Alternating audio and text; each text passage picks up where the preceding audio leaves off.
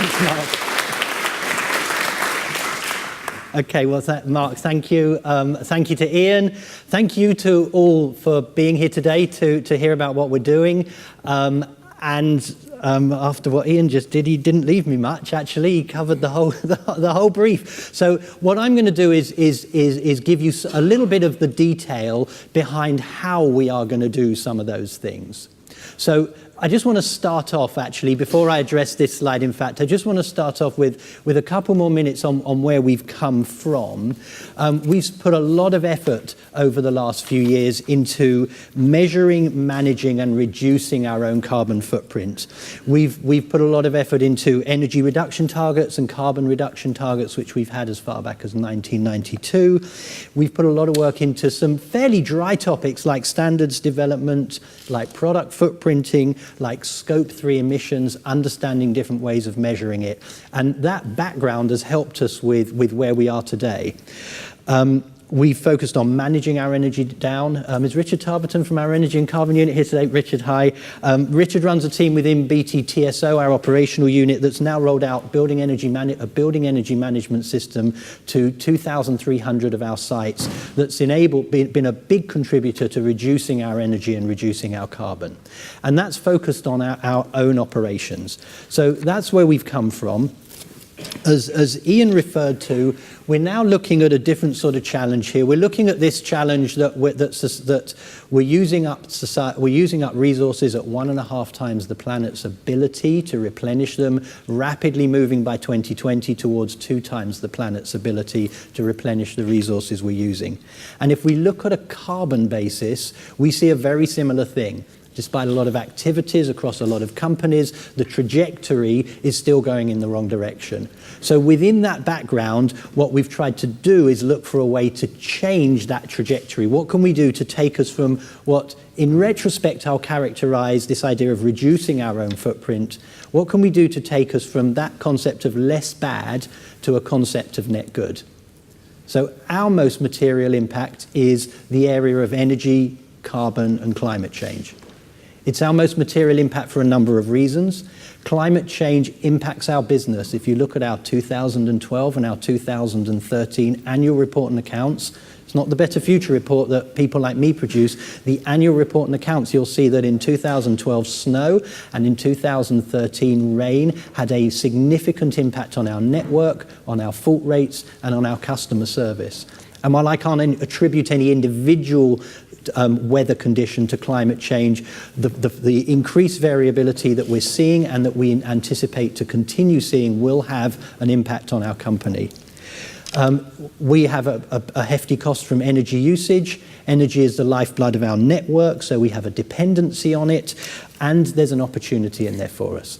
So in going from this vision to help society live within the constraints of our planet's resources through our products and people, which is constrained in that it's about the constraints of the planet's resources. It's very broad in that it's about all resources. We needed to come up with a goal that was more specific, and the area of energy, climate change, and carbon was the right place for that goal because it is our most material issue. So the goal is that by 2020, we will have helped our customers save at least 3 times the end-to-end emissions of running our business. And the green part on this chart represents the amount by which we help our customers reduce their emissions. The other part of the chart, that white circle with the 1 in it, or the lower part here, represents our end-to-end emissions. From less bad, just reducing our emissions, to net good, this idea of 3 to 1. So there are 2 key differences between how we used to look at our emissions and how we now look at our emissions. The first is that we've significantly increased what we describe as our end-to-end emissions, the emissions for which we take responsibility in this methodology. So what you see on this chart reflected in pink, the 8%, is our own operational emissions. And bear in mind that reflects that we've reduced it by 80% from what it was back in 97, 98. Okay, and that now represents that 8% of our emissions. The graph you see under there actually represents our energy usage. And I know you may not be able to see the numbers, but up through 2009, that was increasing at 2 to 3% year on year, our energy usage. And that's against the backdrop that Ian referred to, that 8 times as much traffic went through the Olympics this time around as the previous time. So we've been seeing massive network growth, massive traffic growth. Behind that, we were seeing 2 to 3% year on year energy growth. With the work we're doing through the Energy and Carbon Unit, managing our energy usage, rolling out smart meters within our own estate, we've changed the direction of that from 2 to 3% growth year on year, continuing network growth and traffic growth to 2 to 3% decline. On top of that, we're buying green energy, which is how we get to the 80%. So that now reflects our own operational footprint. What we've added to that to reflect the end-to-end footprint is the footprint of our supply chain, which is what you see on the left-hand side of this chart, or our upstream footprint. That represents now our entire upstream footprint, by which I mean not just our suppliers, but our suppliers' suppliers and their suppliers and their suppliers, right through to the source of the materials. And we use a process called EEIO, Environmentally Extended Input Output Analysis, and Mike Berners-Lee, who will be up on the platform later, is the consultancy, Small World consultant, that helps us with that analysis. So our upstream, our suppliers, now represent 64% of the end-to-end footprint that contributes towards the methodology. And then the third area we've added is our downstream footprint. So now I've sold you as a customer, and I think there are some customers in the room today. I've sold you a product, you've taken it back to your office. It might be a telephone, it might be a router, you've plugged it in, it consumes your electricity, in fact. But we're counting the carbon burden of that towards our end-to-end footprint, because that reflects the entire carbon burden of providing the service I'm going to take credit for in the next part. So that now reflects our end-to-end footprint. So whereas we would have been reporting a footprint of a few 100,000 tonnes, we're now reporting against this end-to-end footprint in this year a footprint of 5 million tonnes of carbon emissions. So that's the first difference between our old methodology and our new methodology. The second difference is that we look at the abatement opportunity our products and services have. That is how we help our customers reduce their carbon emissions. So what we've done here is we've identified the list of products in our portfolio that help customers reduce energy consumption and or carbon emissions. For that list of products, and there are 9 products in that list at the moment, for that list of products, for each one we've identified a methodology that provides a metric for how much a unit of that product, how much carbon emissions a unit of that product avoids. And that comes from that will come either from a published case study or from a government report from which we've deduced a number. We've then worked very closely with the climate group, and particularly on this with the Carbon Trust, to actually validate that process, and I'll come back and talk a little bit more about that in a minute. So we now have a unit measure, a metric for the product. We multiply that by the amount of that product that we've sold. We add that up for the 9 products, and that gives us our abatement number. So we have our carbon cost on one side, we have our abatement on the other side, and that's what gets us towards our 3 to 1.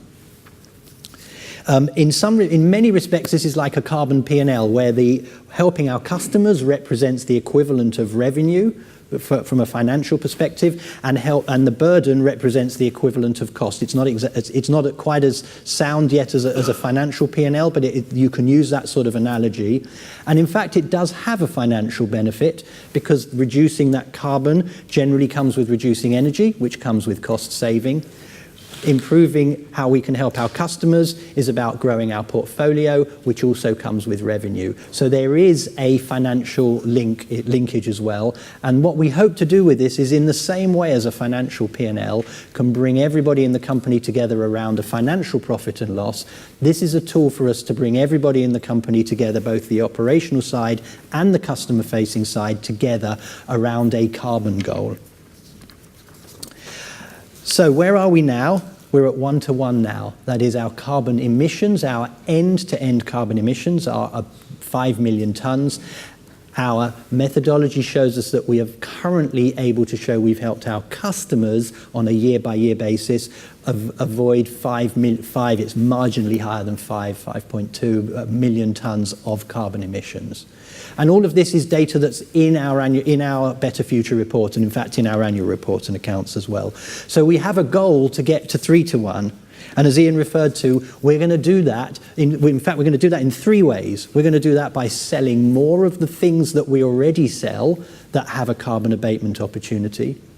We have certain products that have a carbon abatement opportunity, but we didn't have a good enough case study to actually include it in this, and we'll be working to better understand the carbon abatement.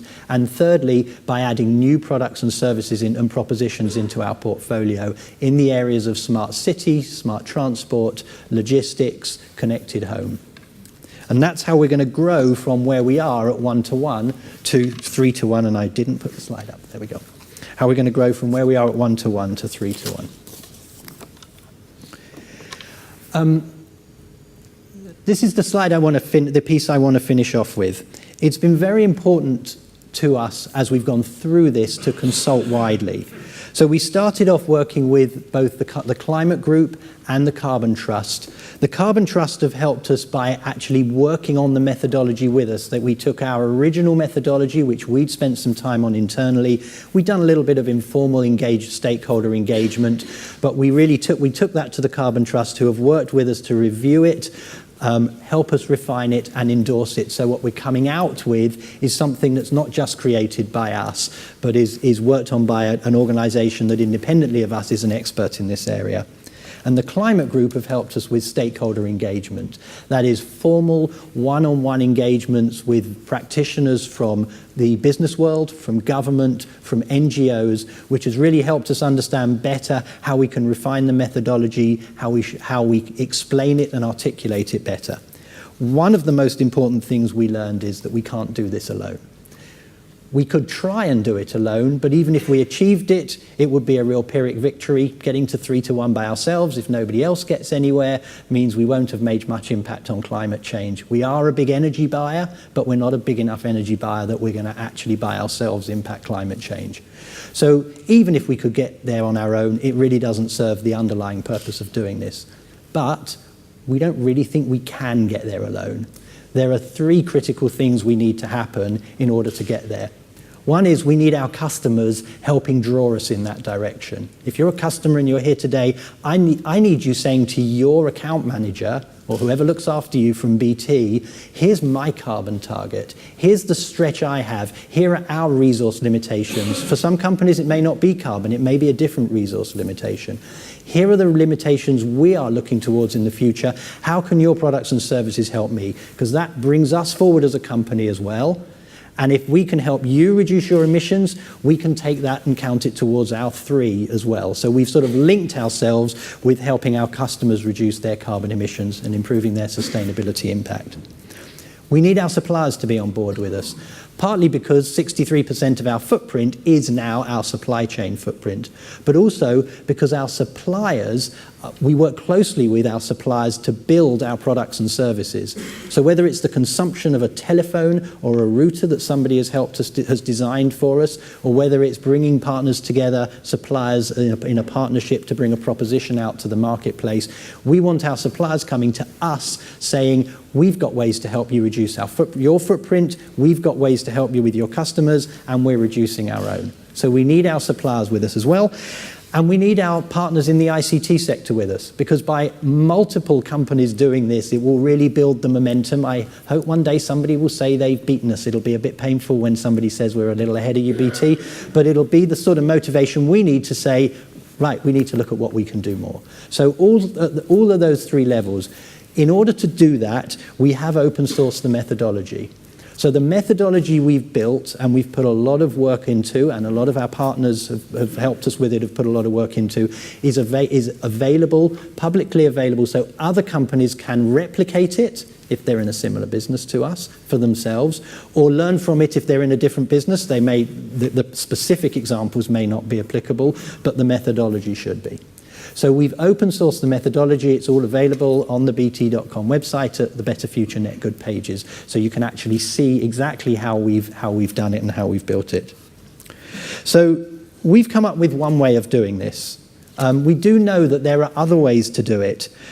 By putting the stake in the ground, and we've put this stake in the ground perhaps a little sooner than we might have done in the past. We may, it would be tempting to sit on this data another couple of years till there were more industry standards and it was a bit more stable.